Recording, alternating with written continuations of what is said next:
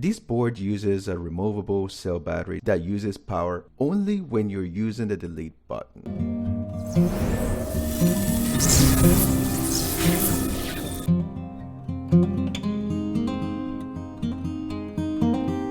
This means that if you remove the battery, you can still write on the screen, but to erase, you will need to use the delete button, as you can only erase when there is a battery inside. And because the delete function is the only thing that needs the battery can last for up to many years. Now, let's look at how to remove the battery. This is the battery compartment. It has screws, which is a relief for parents who have kids using this writing board, as the kids wouldn't be able to force out the battery, and so there is no danger of swallowing or anything of the sort. You know, kids, they're very inquisitive. To remove battery, you just have to remove the screw. In most cases, the battery is usually embedded in a compartment on your right or on your left. In this case, it's direct. You might want to use a tiny screwdriver to get it out, and that's it.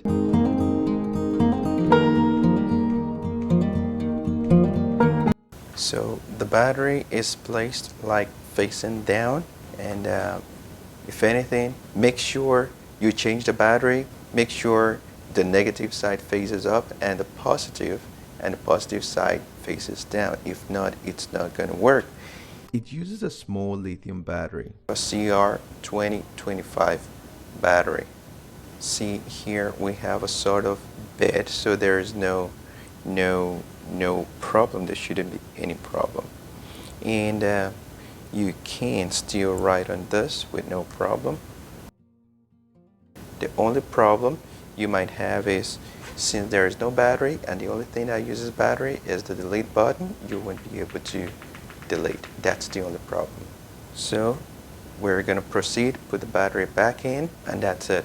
change the battery, put it back in. You might want to use a small tool to fit it in the battery compartment, either to the left or to the right, depending on what model of writing board you have. Also, make sure negative side faces up and positive side faces down. If not, it just won't work. Put back the screw, and that's it.